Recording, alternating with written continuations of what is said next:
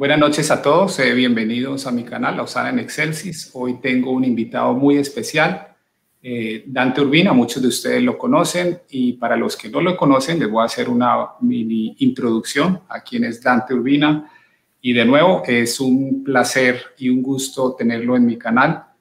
Hoy vamos a hablar de un tema muy importante y es por qué ser católicos. Pero antes de comenzar con nuestros temas y con nuestras preguntas a Dante, déjenme hacerles una breve introducción de quién es él. Él es un docente universitario.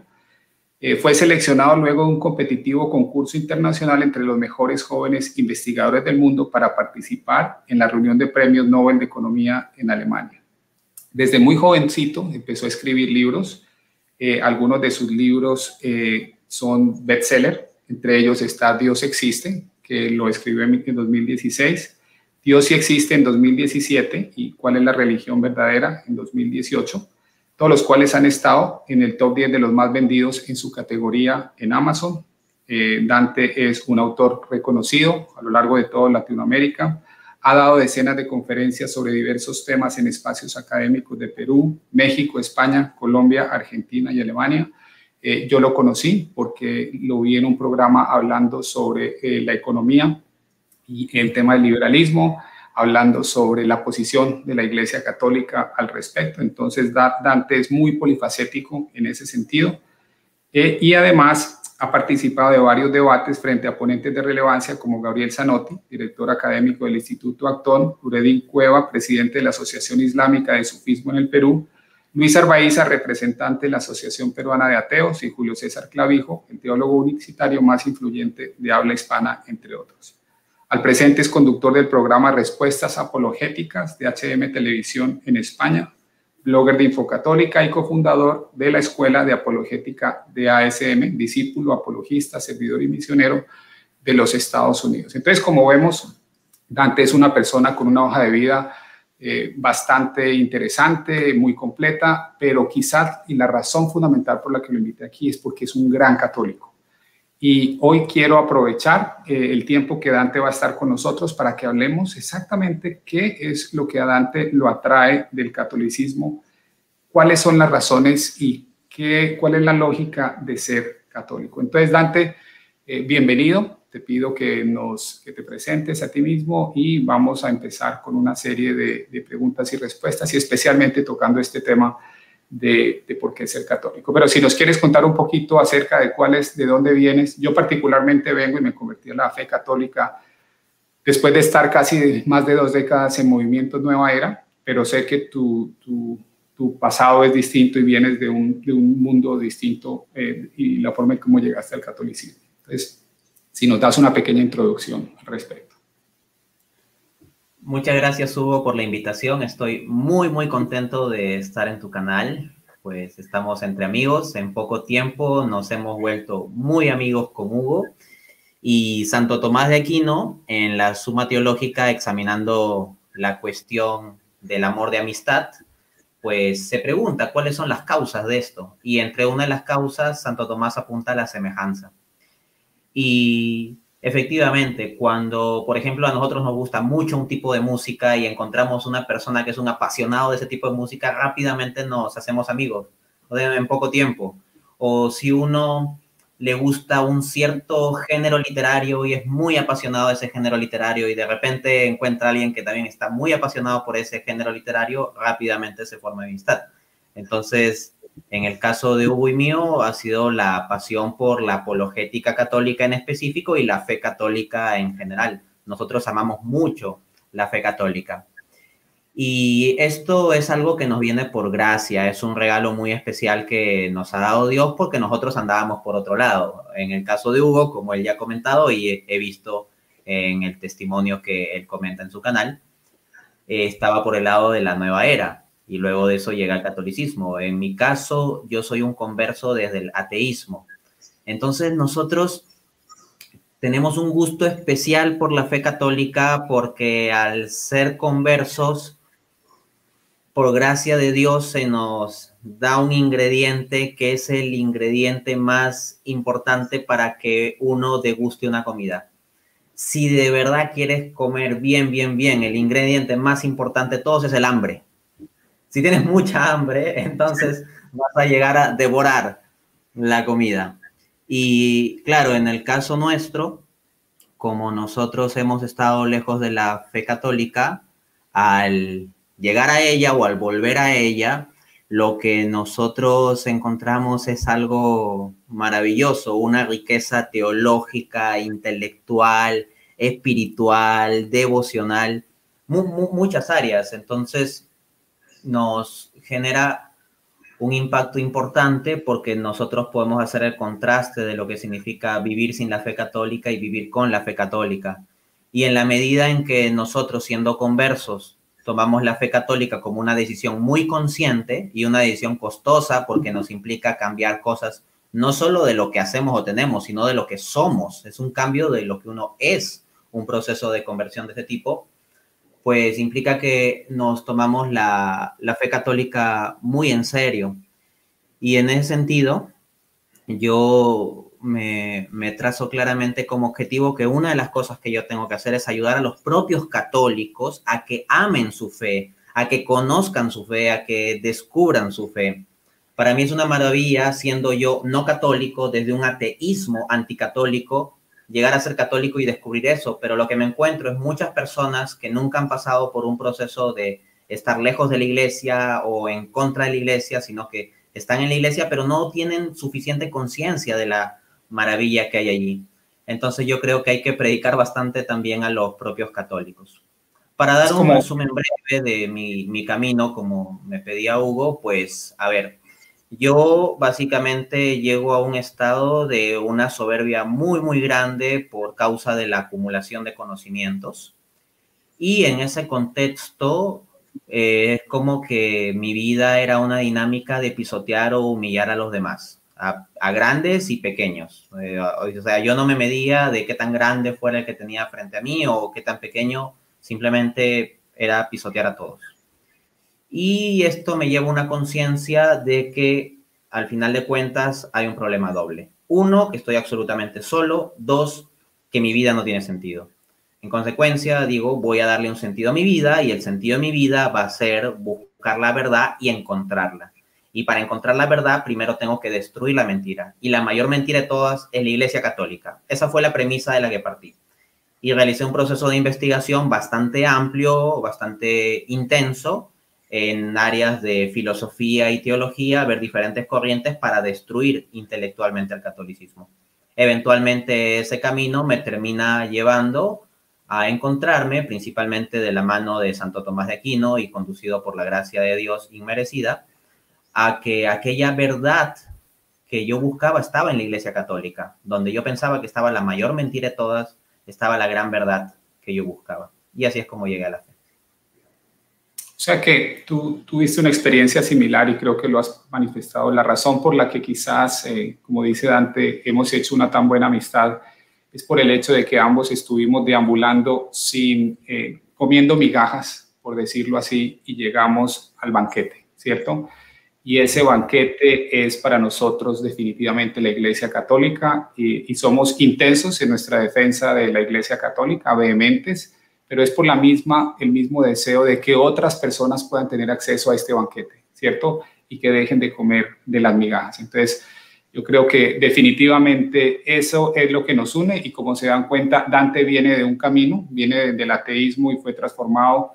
Yo vengo de Movimiento Nueva Era y los dos, digamos, llegamos al catolicismo y somos absolutamente convencidos de que esta es la verdad. Entonces, Dante, yo quiero hacerte una pregunta y es esta.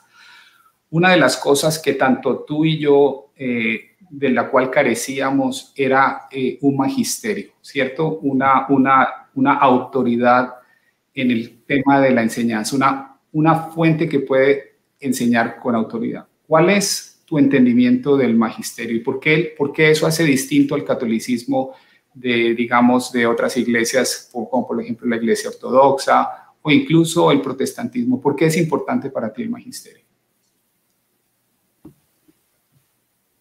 Yo voy a partir de algo que leí en un libro de historias de protestantes conversos al catolicismo. Se trata de protestantes de muy buen nivel intelectual que profundizando precisamente en ello, terminan convirtiéndose en la fe católica. Y uno de ellos decía lo siguiente: ser católico es absolutamente liberador. Ya no tengo que inventar mi propia teología. Yo entendería lo siguiente: quien profundiza en la vida espiritual, en la tradición espiritual cristiana, porque aquí lo que queremos es dar una respuesta desde la experiencia, desde la espiritualidad, desde la vivencia. Quien profundiza en la vida espiritual se va a encontrar con que la clave es la humildad.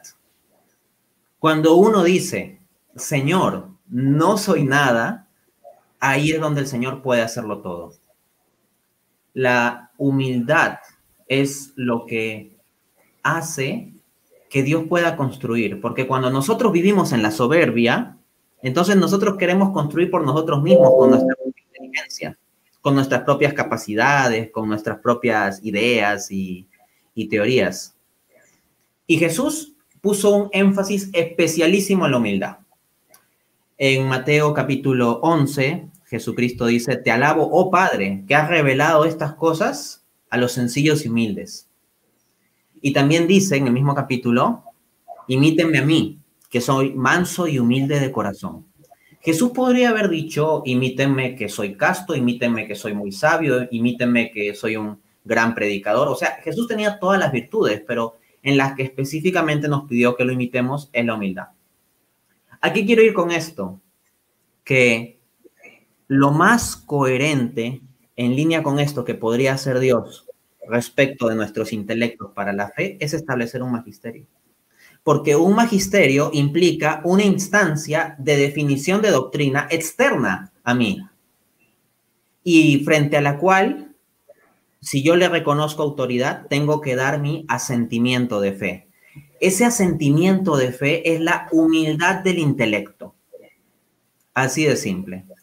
El hecho de que nosotros queramos construir nuestra propia teología, nuestras propias teorías, nuestras propias innovaciones teológicas con nuestra inteligencia, no es más que una expresión intelectual de soberbia por el lado teológico.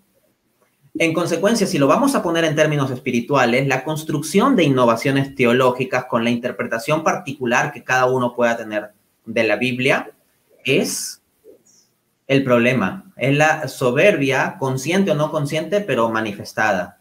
Y la soberbia es el peor de los pecados capitales.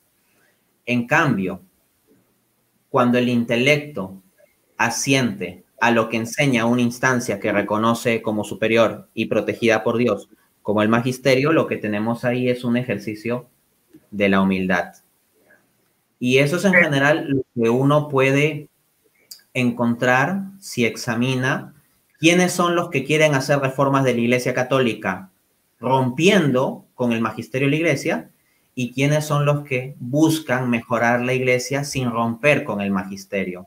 En suma, la diferencia de actitudes entre un Martín Lutero y un San Francisco de Asís. Porque a San Francisco de Asís Jesús le dijo: reconstruye mi iglesia que se cae. Entonces, de que tengamos que hacer cosas, claro que sí. Ahora, para cerrar con esta cuestión del magisterio. Uno puede ciertamente pensar en leer la escritura y aprender hebreo, arameo, griego, sacar un PhD en la universidad más prestigiosa del mundo en estudios bíblicos, o tener como 10 PhD en distintas áreas asociadas a estudios bíblicos, y uno puede meterse a fondo a conocer el contexto histórico y todo ello, ¿no? Incluso puede ser una persona que externamente manifieste los frutos del Espíritu Santo en su vida e internamente tenga la convicción de esto. Pero hay una pequeña dificultad, que hay personas que cumplen todas esas mismas condiciones y creen lo contrario de lo que crees tú. Porque en el mundo calvinista tenemos protestantes calvinistas con estudios de doctorado, con grados académicos, con conocimientos de hebreo, arameo y griego, con conocimiento del contexto histórico. Pero el punto es que en el lado arminiano, que contradice a los calvinistas, tienes académicos similares, con sus doctorados, con sus conocimientos de idioma y todo ello. Y dicen que se basan en la sola Biblia, pero llegan a conclusiones distintas. No pareciera que el mero conocimiento de los idiomas originales resuelva la cuestión. No pareciera que el mero conocimiento del contexto histórico resolviese la cuestión. Incluso si hablamos del método hermenéutico, puede ser que incluso los dos estén de acuerdo en un mismo método hermenéutico. Por ejemplo, ambos digan apostar por el método histórico-crítico y aún así lleguen a conclusiones dispares. Y uno dirá, bueno, es que lo que pasa es que uno tiene santidad de vida y el otro no, pero lo que sucede es que cuando vemos externamente encuentras grandes académicos que al menos de forma externa parecen ser buenas personas, parecen ser buenos cristianos, e internamente tienen una sincera convicción de estar en lo correcto, pero dicen cosas contradictorias entre sí. Entonces, si la verdad dependiese de nuestro esfuerzo individual o nuestro esfuerzo académico para llegar a las conclusiones correctas, entonces Dios nos dejó en una situación dificilísima, porque llegar a la doctrina correcta sería una cuestión de erudición y esfuerzo. Alguno replicará, no, es que esto te lo da el Espíritu Santo, no es de erudición y esfuerzo. Ok, pero la dificultad es que tenemos creyentes sencillos, arminianos, que dicen que el Espíritu Santo les muestra claramente que el calvinismo está errado. Y al mismo tiempo tienes gente sencilla, que son creyentes calvinistas, que dicen que el Espíritu Santo claramente en las Escrituras les muestra que el arminianismo está errado. Entonces todo termina dependiendo de las subjetividades. En consecuencia, es muy razonable pensar que Dios quiere establecer una instancia objetiva, independiente y trascendente y externa a las meras subjetividades que pueda fijar doctrina. Y esa instancia es el magisterio. Dante, pero la pregunta que uno se hace y que probablemente tú te la hiciste al igual que yo, ese asentimiento que tú dices al magisterio, para algunas personas con las que uno generalmente se topa, es como si fuera una obediencia ciega, ¿cierto? Pero al mismo tiempo quisiera tu experiencia, porque al menos a mí particularmente encontré en el catolicismo una muy buena combinación de lo que es la fe y la razón. ¿Tú cómo ves esa interacción de fe y razón cuando eres católico? ¿Cómo eso juega un papel en realidad en tu espiritualidad y en realmente conocer y entender la fe y hacer sentido de ella? Bien, cuando uno ya es católico, entiende que es racional creer en la autoridad de la Iglesia y en consecuencia puede tomar eso como estándar. Pero lo que yo quiero referir aquí es cómo es el proceso de conversión, porque un proceso de conversión de un no católico a un católico no es que en el día 1 en que comenzó a examinar el catolicismo por primera vez en su mente como idea difusa, dijo, ah, sí, la Iglesia tiene autoridad, por lo tanto, mañana soy católico y creo todos los dogmas que haya definido la Iglesia. Así no suelen ser los procesos de conversión. Los procesos de conversión, por lo general, si uno investiga cuáles han sido los procesos de conversión de, por ejemplo, grandes teólogos protestantes al catolicismo, comienzan con algún hilo y después se va desenredando la madeja.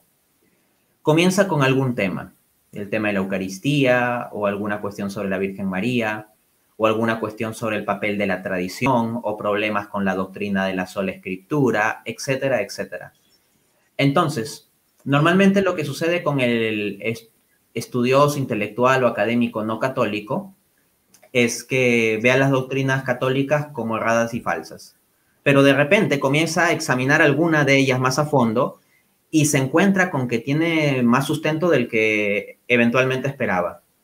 Y de repente profundizando se encuentra con que a nivel racional y bíblico es mucho más razonable afirmar esa doctrina católica que no afirmarla. Pero no por ello uno se hace católico, porque piensa que la Iglesia puede estar equivocada en todos los otros puntos. O sea, dice, bueno, tal vez en esto sí la Iglesia tiene razón, pero y en esto yo estaba equivocado en lo que pensaba antes, pero en todo lo demás se equivoca. Pero ya cuando uno dio ese primer paso, comienza a investigar un segundo tema ya con cierta apertura, y luego un tercero, y luego un cuarto. Y comienza a haber un proceso inductivo en el cual uno se comienza a encontrar la fuerza intelectual del catolicismo, la fuerza racional detrás de esto, y de repente tiene que cuestionarse cuál es la explicación de que se esté dando esta fuerza racional. Y tiene que examinar la cuestión de fondo, la cuestión de autoridad de la Iglesia. Y es muy racional que haya una Iglesia con autoridad. ¿Por qué? Porque Dios ha elegido revelarse a nosotros en la persona de Jesucristo. Esa es la revelación máxima y más especial de Dios. Dios mismo viniendo encarnado en Jesucristo. Ahora bien, Jesucristo, si hubiese querido un estándar de sola escritura, ¿qué es lo más práctico que podría haber hecho Cristo? Vamos, Dios es sabio. Dios no quiere complicarnos la vida. Dios quiere darnos los mejores medios. Entonces, si el paradigma en la mente de Dios es el de sola escritura, lo mejor que podría haber hecho es que Jesucristo nos haya dejado algo por escrito. O sea, el camino más racional que podría haber tomado Dios es que Dios mismo encarnado nos haya dejado algo por escrito. Luego, supongamos otro escenario en donde simplemente hay una predicación oral.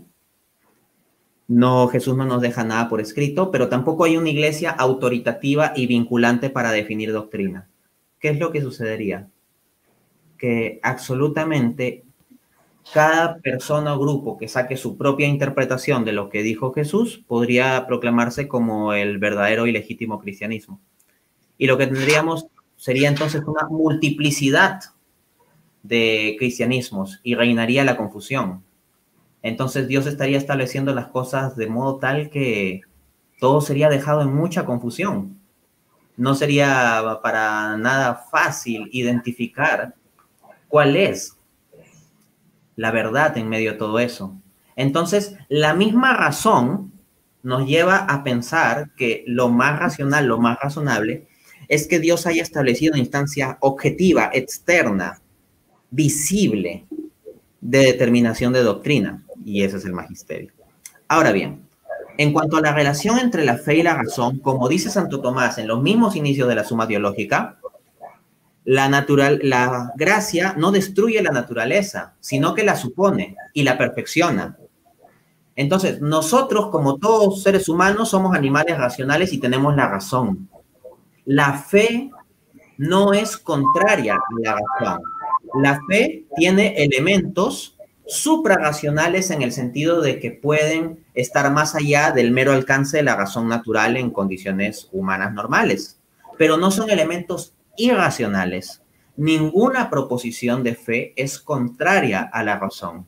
Y cuando uno comienza a investigar más la razón de ser de las proposiciones de fe, se va a encontrar con que son extremadamente razonables.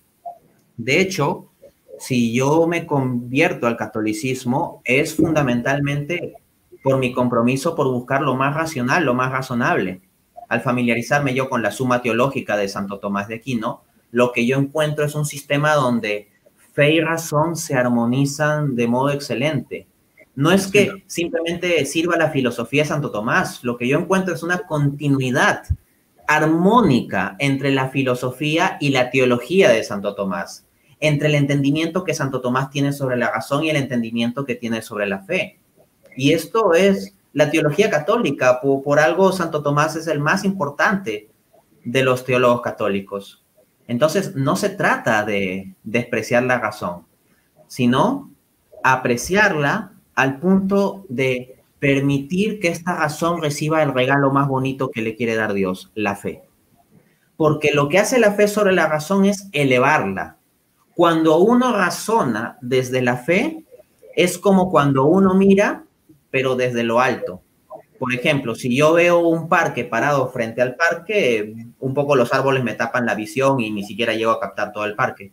Pero si yo fuere elevado y viera desde arriba, podría ver eso y mucho más. Entonces, lo que hace la fe, lo que hace la gracia de Dios es tomar nuestra razón, la purifica, eso sí, la hace pura y la eleva. La regeneración en la soteriología católica no es una regeneración meramente de la voluntad o de las emociones o de las costumbres, sino la regeneración también de nuestra razón, la cual es perfeccionada. Entonces, la gracia perfecciona la naturaleza. Dante, y ahorita que estás hablando de gracia y naturaleza, una de las cosas que a mí particularmente me costó entender un poco cuando entré a profundizar en la teología católica es esta distinción que desafortunadamente, y tengo que ser honesto, no se explica ya mucho en los catecismos ni en los colegios, es esta distinción entre lo que se denomina el orden natural y el orden de la gracia. Yo quisiera que nos hablaras un poquito a qué se refiere y por qué esto es una distinción tan importante en la teología católica y por qué todo católico realmente debería saber cuál es esa distinción. Sí, esto es muy importante. El orden natural es el orden original que Dios establece para las cosas conforme a una escala del ser. O sea, en la escala del ser, en primera instancia tendríamos los entes inertes, ¿no? Como por ejemplo una piedra. Luego vendrían los entes con alma vegetativa, para utilizar el lenguaje tomista, las plantas.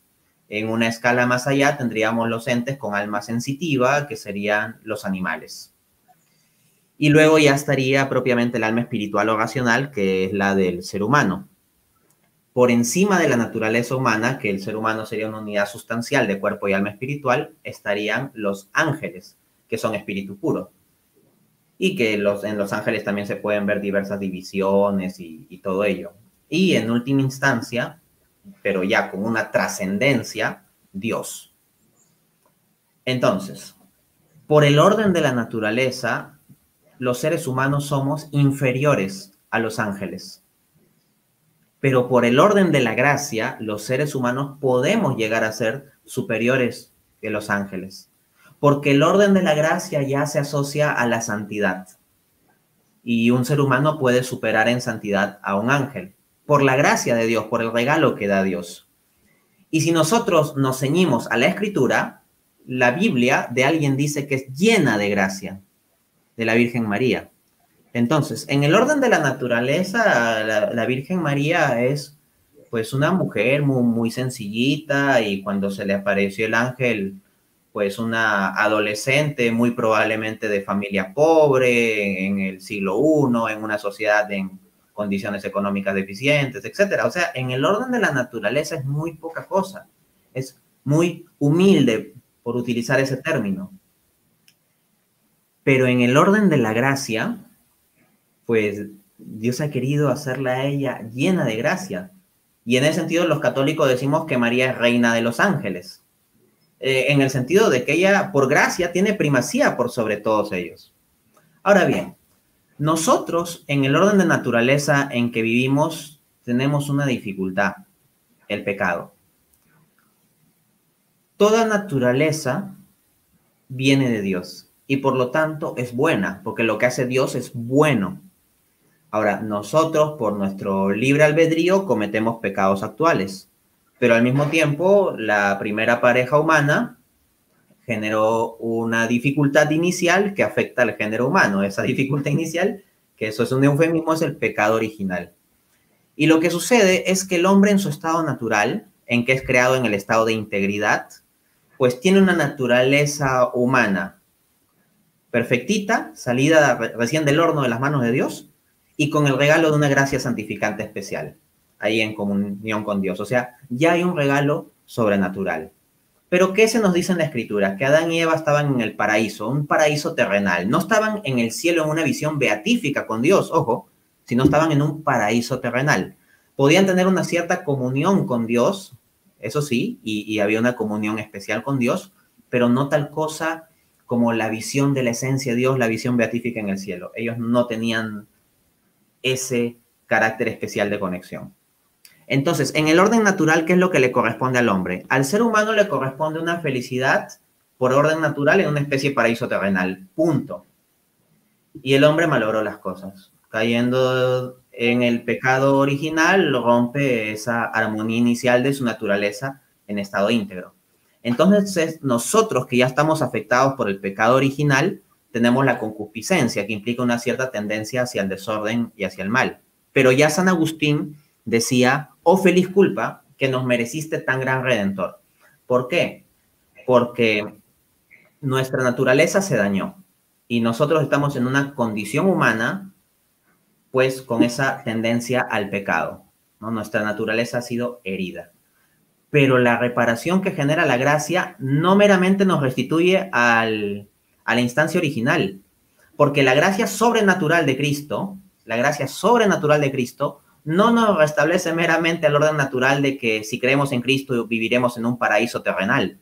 No, la gracia de Cristo lo que va a hacer es que nos eleva la visión beatífica, es decir, que podamos no estar en un paraíso terrenal, sino en el cielo mismo, viendo la esencia de Dios y siendo plenamente felices viendo la esencia de Dios.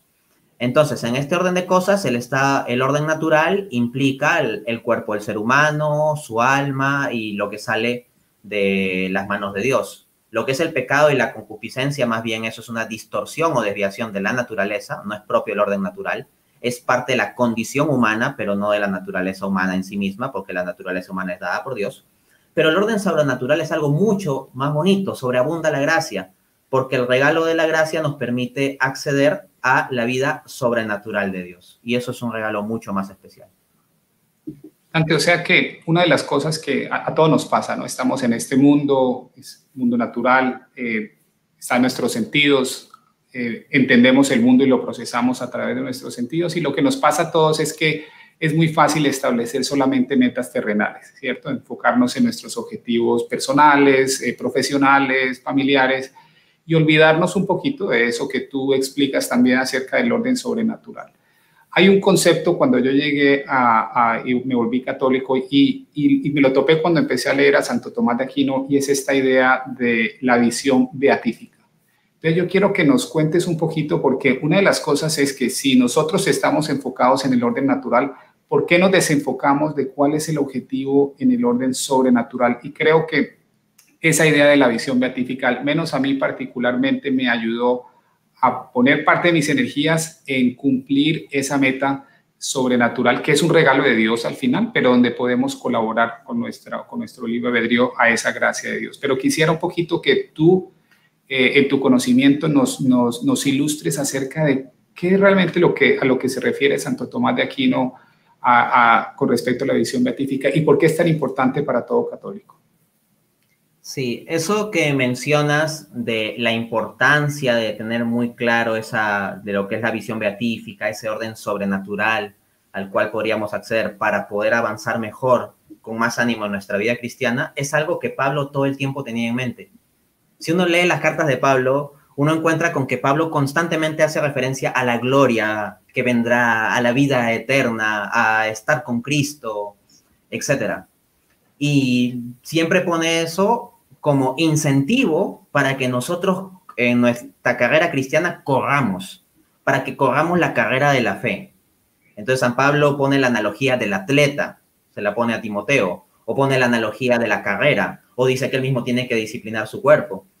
Entonces, esta estructura mental de pensar en términos de un premio maravilloso que al mismo tiempo es un regalo, es lo que siempre ha dicho la visión católica y es lo que está en las cartas de Pablo. Solo que a veces cuando se lee solo enfocado en cierta teología sistemática prefabricada, a veces uno no capta esos elementos tan bonitos. Entonces, hablar de esto en términos de la meta, del premio, de lo que se obtiene, de lo que se gana luego de la carrera y todo ello es un lenguaje perfectamente bíblico. Dicho eso, entonces, ¿qué es la visión beatífica?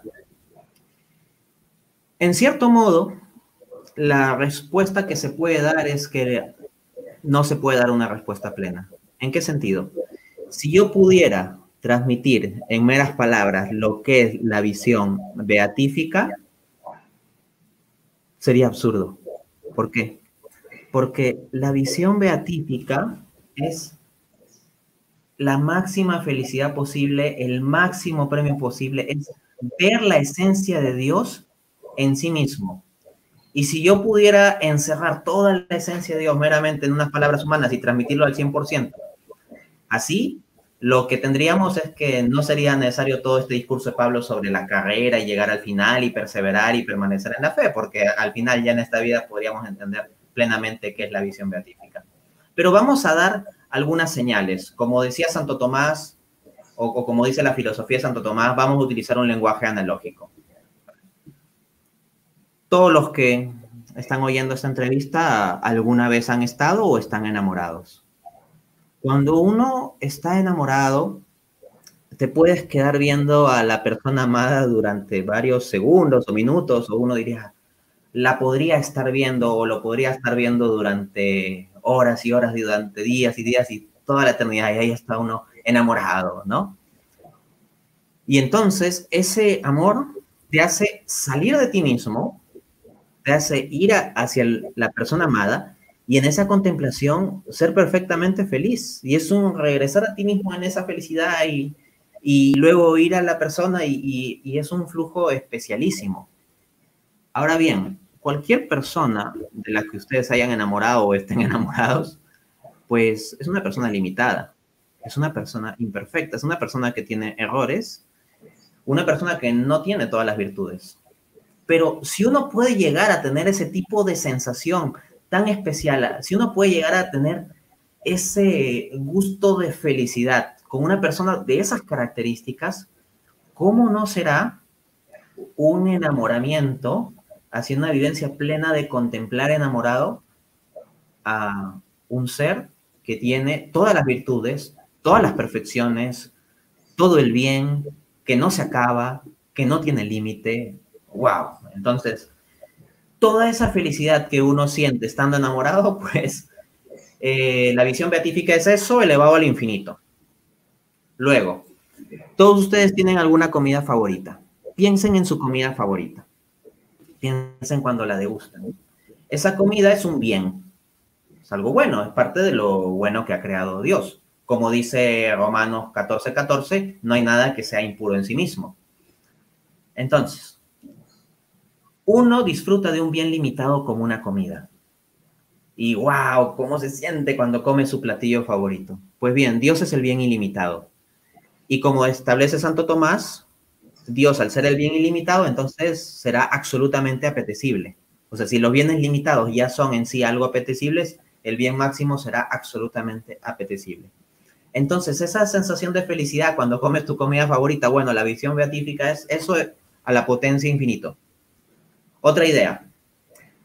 Todos hemos tenido la sensación de que nos da alegría cuando entendemos algo. Por ejemplo, cuando uno está en el colegio y no le entiende las matemáticas y el profesor está explicando y de repente se te prendió el foquito y viste la luz y entendiste y dices, ah, así era como se resolvía. O, ah, así era esta demostración matemática. O lo que sea.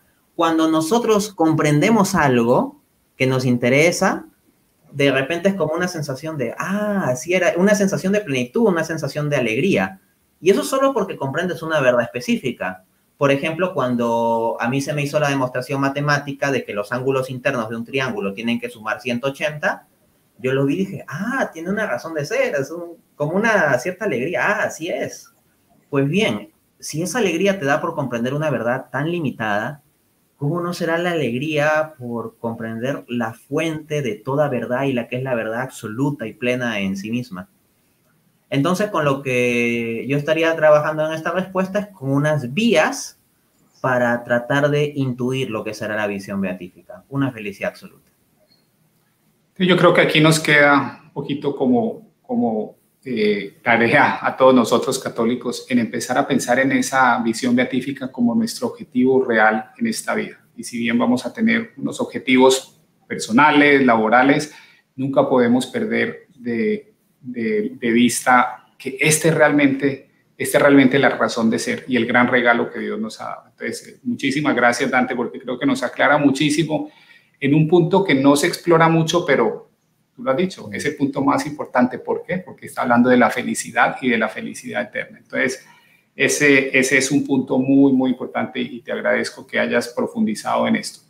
Ahora, déjame contarte una experiencia que tuve recientemente. Una persona, una mamá católica, yo le pregunté, tenía una hija relativamente mayor, y le pregunté que cómo estaba la hija y me dijo, bueno, estoy pensando en bautizar. Le dije, ¿cómo así no la has bautizado? Me dijo, no, no la he bautizado porque yo estoy esperando que ella llegue a la mayoría de edad para bautizarla, porque entonces ella puede tomar su propia decisión con respecto a qué religión ella quiere experimentar y vivir y por cuál se quiere decidir.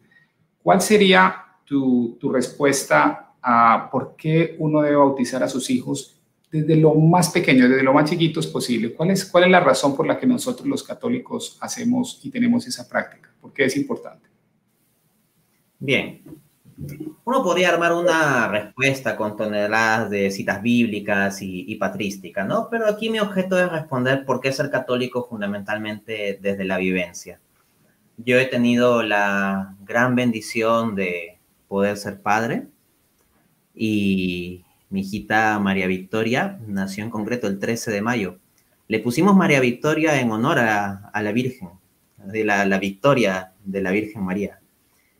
Entonces, ella estaba proyectada para nacer el día 3 de mayo y como que no nacía. Entonces con mi esposa de repente decíamos, oye, ¿y qué sería que nazca el 13 de mayo, justo el día de la Virgen de Fátima, ¿no? Y dicho y eso, a las 0:36 nació mi hijita. Ahora bien, Jesús decía, si un hijo de ustedes les pide un huevo, ¿usted le dará una piedra? O si te pide un pan, ¿le darás una culebra?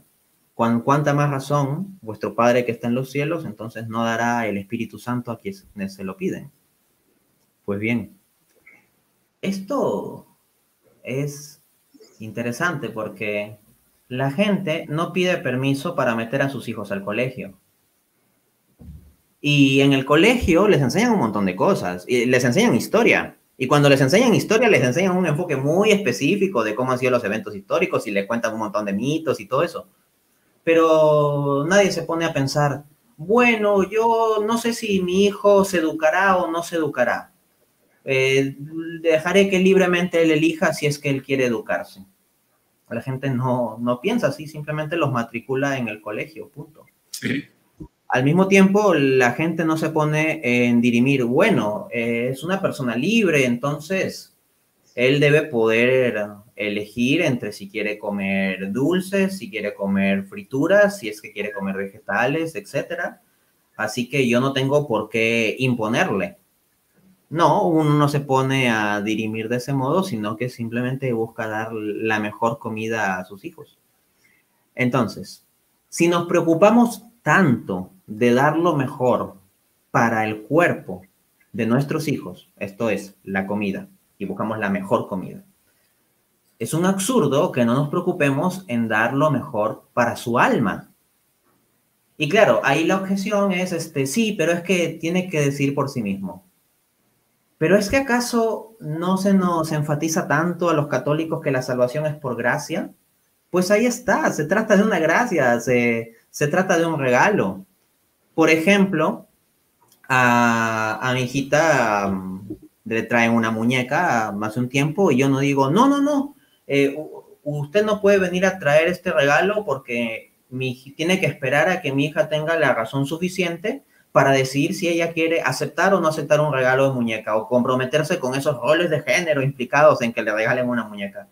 Yo no digo tal tontería, simplemente el regalo se toma, se agradece y ahí mi hijita contenta con la muñeca, juega con la muñeca. Entonces, la salvación es por gracia, es un regalo que Dios nos ofrece. Como decía el apóstol Pedro en su predicación inicial, luego de ser iluminado por el Espíritu Santo, esta promesa es para ustedes y para sus hijos. Entonces yo tengo un regalo que también está para mi hijita. ¿Cómo yo le voy a poder restringir de que ella acceda a ese regalo? Entonces, privar a un alma del bautizo es como privar a un cuerpo del alimento. Y uno jamás haría eso con sus hijos respecto del cuerpo. ¿Con cuánta más razón no debemos actuar respecto del alma? En nuestra fe católica, si nosotros tenemos algo claro, es que el bautismo infunde gracia santificante. Y en consecuencia, si por allí Dios no lo quiera, pasase alguna circunstancia en que fallezca el bebé, pues desde la fe católica tenemos certeza de que está en el cielo. Por ejemplo, de cualquier adulto que fallezca por ahí no tenemos certeza de si está en el cielo, pero de un bebé bautizado tenemos desde nuestra fe católica certeza de que está en el cielo. Si ponemos seguros de vida para nuestra casa, ¿con cuánta más razón no vamos a querer poner un seguro para la vida eterna de quien es más valioso que todas las casas que podamos tener, nuestros hijos? Totalmente de acuerdo, y yo creo que católicos, después de escuchar lo que hemos escuchado, no le nieguen a sus hijos el bautismo. Entre más temprano, mucho mejor. Como dice Dante, es un regalo, y es un regalo en el que ellos, en el momento en que son bautizados, tienen el cielo, ¿cierto? Entonces es ideal, fundamental, que todo católico entienda estas palabras y entienda que se nos regala gracia infinita en ese momento tan especial. Entonces, el bautismo es uno de los elementos fundamentales en la teología católica, digamos, uno de los grandes regalos que recibimos de Dios. Pero Dante, hay otro regalo. Yo creo que a ti, cuando yo te hacía la analogía de las migajas, de que tú y yo vivíamos de migajas cuando no estábamos en la Iglesia Católica, hemos sido invitados a un banquete fantástico, espectacular. A lo que yo me estaba refiriendo era a la Eucaristía, ¿cierto? Y no sé para ti, quiero preguntarte un poquito la experiencia, al menos para mí ha sido transformador. O sea, todo lo que yo buscaba en la nueva era lo encontré en la Eucaristía. Esa fue la razón por la que entré a esos movimientos Nueva Era, quería experimentar a Dios de una forma única y distinta, lo encontré en la Eucaristía.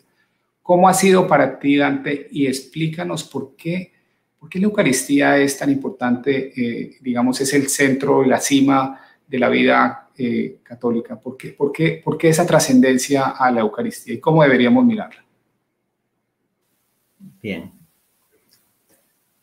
Las migajas ciertamente son buenas. Uno puede alimentarse de migajas, no es veneno. Pero sería muy triste que habiendo disponible el gran banquete, uno esté ahí solo con las migajas, ¿no? En ese sentido, yo cuando me hacen este tipo de preguntas siempre retomo las palabras de este gran converso al catolicismo, el ex pastor protestante Fernando Casanova. Él, desde su experiencia protestante, decía que sí, tenía un cierto contacto de Cristo. O sea, pero él quería más. Él decía, yo lo quiero todo. No me quiero quedar una experiencia subjetiva en ciertas frases, en ciertas palabras, en ciertas sensaciones.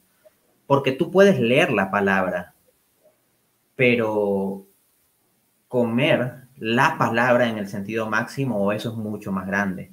Porque leer la palabra en tanto leer el libro de texto, y por más que sea palabra viva, no es Dios mismo.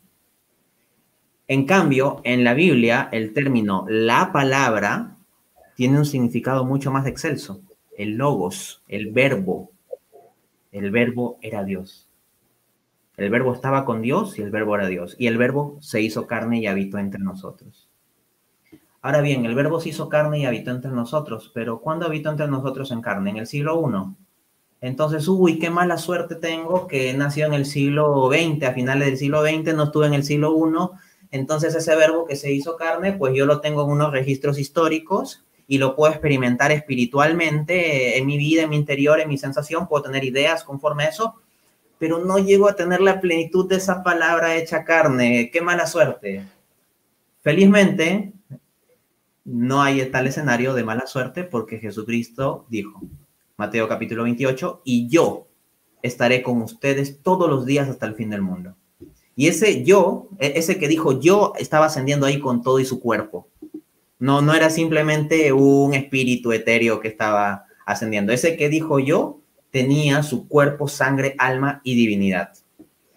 Entonces, cuando participamos del sacramento de la Eucaristía, lo que nosotros encontramos es lo que anhelaba Fernando Casanova, pues el todo. Ahí Jesús presente en su cuerpo, sangre, alma y divinidad. Es un regalo especialísimo. Ahora, San Pablo dice respecto del misterio de la cruz, escribiendo a los Corintios, que claro, que los que buscan sabiduría lo ven como una locura, ¿no? Pero que la locura de Dios es más grande que toda la sabiduría de los hombres. Y claro, hay muchos no católicos que ven este amor nuestro por la Eucaristía como una locura y esta predicación nuestra como una locura. Porque, oye, ¿cómo va a ser esa tontería de que Dios está ahí en un pedazo de pan, no? Bueno, así también se decía de cómo va a ser esa tontería de que Dios va a venir, se va a encarnar y va a morir en una cruz. Y los docetistas no creían en la Eucaristía. Interesante, esto es interesante porque los docetistas son unos herejes de los primeros siglos. De hecho, parece que los docetistas es una herejía que estaba presente en el mismo siglo I. En gran parte se encuentra que los escritos del apóstol Juan son en debate contra los docetistas, que al considerar mala la carne, el cuerpo, la materialidad, consideraban que Jesucristo no había tomado verdaderamente un cuerpo, sino que era simplemente una especie de apariencia o fantasma o una suerte de holograma. Y San Ignacio de Antioquía, discípulo directo del apóstol Juan, escribiendo a inicio del siglo II, dice que estos, los herejes, en referencia a los docetistas, se abstienen de tomar parte del pan y del vino porque no creen que es el cuerpo y la sangre de Jesucristo.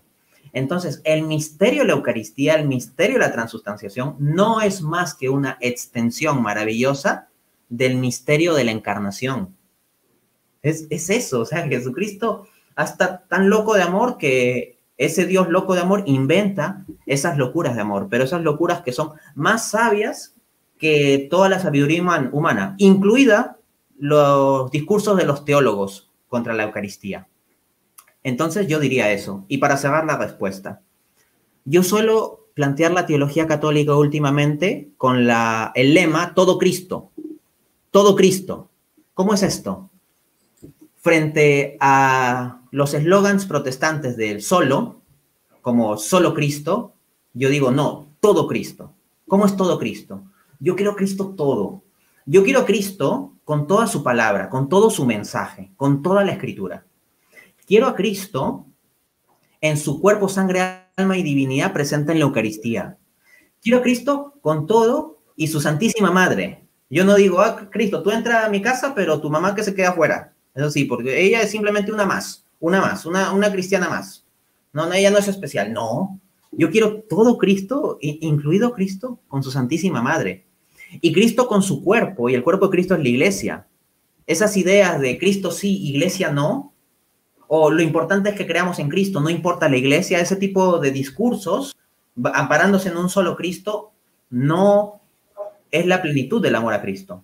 Porque cuando Jesús mismo se revela ante el apóstol Pablo, como perseguidor Saulo de Tarso, le dice, Saulo, Saulo, ¿por qué me persigues? Y Pablo en ningún momento persiguió a la persona individual de Jesús, perseguía a la iglesia. Pero es tal la identificación de Cristo que perseguir a la iglesia es perseguirlo a él. En consecuencia, ese es el marco de la fe católica, el todo Cristo, y eso definitivamente incluye Eucaristía. Yo te escuché una palabra cuando estabas explicando, hablaste de una palabra transustanciación. ¿Qué es la transustanciación? ¿Cómo debemos nosotros entenderla y por qué es importante dentro de todo este contexto? Vayamos a la etimología. Trans es cambio, ¿no? Y substanciación viene de substancia, sustancia. Entonces, la sustancia es aquello por lo cual algo es lo que es. Vamos a, luego de dar esta definición compleja, a nivel filosófico, tratar de explicitarlo un poco. Ahorita yo me puedo quitar los lentes. Sigo siendo Dante Urbina. Me pongo los lentes, soy Dante Urbina. Entonces, en mí el tener lentes es un accidente. O sea, yo puedo tenerlos o no tenerlos puestos, pero sigo siendo Dante Urbina. Supongan que, por ejemplo, yo me disfrazo de tigre y llego a esta entrevista bien disfrazado de tigre, así. Toda mi apariencia es de tigre, pero de sustancia sigo siendo Dante Urbina. Por más que me disfrace de tigre, soy sustancialmente Dante Urbina. Entonces, como digo, la sustancia es aquello por lo cual una cosa es lo que es. Incluso las apariencias pueden ser distintas de lo que es la sustancia y no por eso la sustancia deja de estar, como en la analogía que estoy poniendo de yo disfrazado de tigre. Entonces, lo que nosotros tenemos en la Eucaristía es un cambio de sustancia. Inicialmente tenemos la apariencia del pan y la apariencia del vino, y la sustancia del pan y la sustancia del vino. Es decir, todos los términos externos, o para utilizar terminología kantiana, el fenómeno, lo que aparece ante nosotros, es pan y vino. Y el noumeno, la sustancia subyacente, es pan y vino, ahí. Luego, cuando se realiza la consagración eucarística, permanecen los accidentes, permanecen las apariencias de pan y vino. Y para todo fin práctico sigue funcionando como pan y vino, se ve como pan y vino, huele a pan y vino, sabe a pan y vino, etc. Pero la sustancia es otra. La sustancia ya no es la del pan y vino, sino pasa a ser la sustancia del cuerpo y la sangre de Cristo. Y esta es la fe de la Iglesia. Y cuando digo la fe de la Iglesia no hablo de un invento de siglos tardíos, sino es la fe de la Iglesia desde los mismos inicios. Se puede dar toneladas de argumentos bíblicos y argumentos patrísticos para esto, pero yo simplemente quiero establecer bien el entendimiento de lo que significa la transustanciación. Entonces, cuando el sacerdote levanta la hostia, lo que yo veo con mis ojos corporales es el pan, pero lo que uno ve con los ojos de la fe es el cuerpo de Cristo. Y entonces lo que tenemos es la definición de fe. Esto no debería sonar raro para nadie que sea cristiano y crea en la Biblia, porque la fe es la certeza de lo que no se ve. Físicamente yo no veo el cuerpo de Cristo, pero con los ojos de la fe tengo certeza de que ahí Él está. Me parece excelente, Dante. Yo creo que es un punto muy, muy importante entender esos fundamentos de la fe. Hay veces nos lo dicen, pero como que no hemos profundizado a fondo y son elementos muy ricos de nuestra fe católica. Entonces, para cerrar esta entrevista, quiero entonces, Dante, después de todo lo que hemos hablado, y para muchos hermanos cristianos que no son católicos, que quizá están escuchando este programa, ¿cuál es la razón? ¿Por qué ser católico, Dante? ¿Cuál es esa, digamos, esa conjugación de factores? ¿Cuáles son esos elementos por los cuales alguien que no es católico debería ser católico y por los cuales un católico que no está totalmente convencido, que no está viviendo su fe católica, debería abrazar esa fe católica y vivirla con intensidad? ¿Por qué? Bien. Frente a tal pregunta, el gran pensador católico Gilbert K. Chesterton decía: hay muchísimas razones por las cuales soy católico, pero todas ellas confluyen en una sola, porque es la iglesia verdadera. ¿Cómo así? Miren, vamos a examinar esto. Yo no soy católico por ninguna razón humana. O sea, humanamente mi disposición era anticatólica. Yo no quería hacerme católico, yo quería destruir la iglesia católica. Al mismo tiempo, el ser católico humanamente no es que me reporte un cúmulo de beneficios, más bien lo que uno se gana es mucha incomprensión, problemas, persecución, difamaciones en redes sociales y todo eso, ¿no?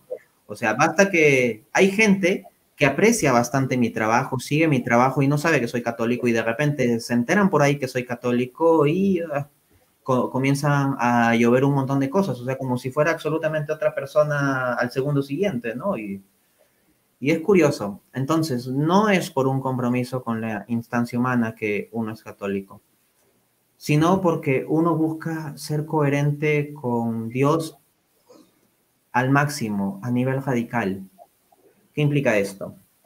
Que yo no quiero quedarme con mi interpretación personal subjetiva de la Biblia. Por más inteligente que uno pueda ser, simplemente va a ser tu interpretación parcial. ¿No quieres acaso la plenitud de la fe? Si uno habla constantemente de estar abierto a la verdad y estar buscando la verdad y ser un continuo buscador de la verdad y estar comprometido con buscar la verdad, bueno, esa es una actitud excelentísima para un converso. Pero si nosotros leemos la Escritura, si nosotros leemos al apóstol Pablo, el apóstol Pablo nunca se pone a sí mismo como un buscador de la verdad. Él entiende que la verdad ya lo alcanzó a él. Le dice: Jesucristo me alcanzó a mí. Y Jesucristo es la verdad. Juan 14:6, Jesús es la verdad. Y al mismo tiempo se nos dice, 1 Timoteo 3:15, que la iglesia de Cristo es columna y fundamento de la verdad, o columna y pilar de la verdad.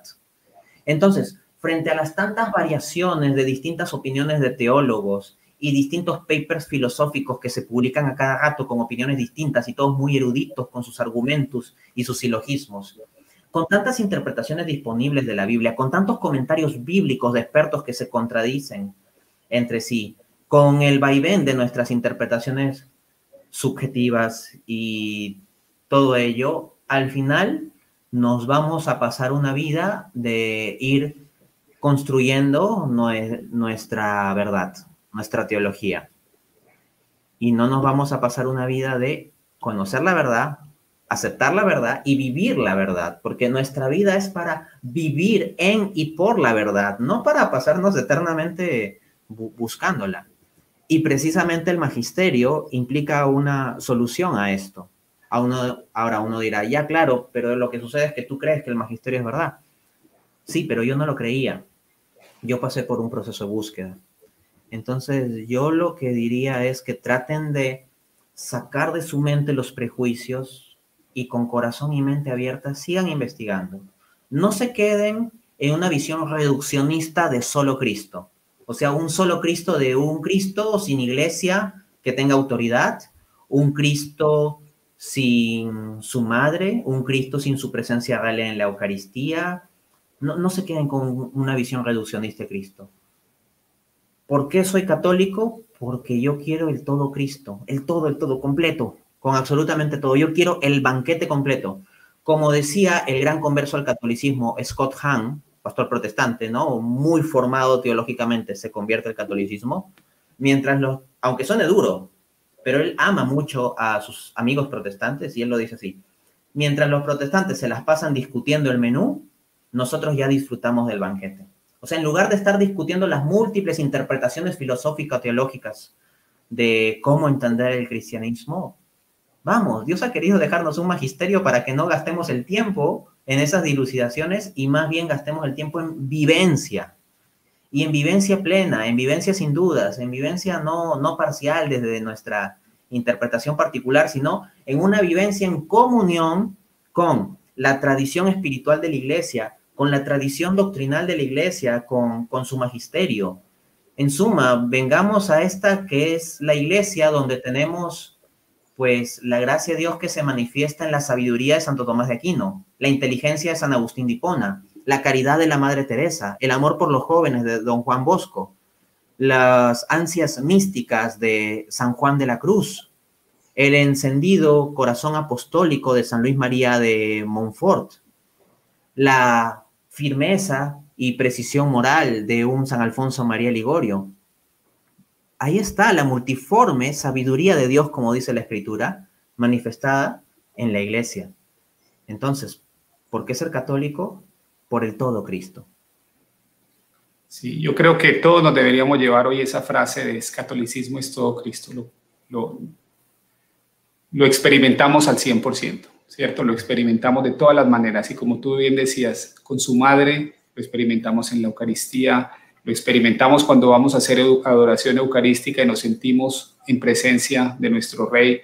Entonces, yo creo que nos has dado una cantidad de razones y para todos yo creo que nos va a dejar pensando todas esas razones y sobre todo esa coherencia. Como tú lo manifiestas, se nota una coherencia tanto en el tema intelectual como en el tema espiritual y yo creo que eso es casi que un distintivo muy único para ti y para mí que hemos caminado por diferentes caminos. Eso se vuelve un distintivo muy, muy único de la fe católica.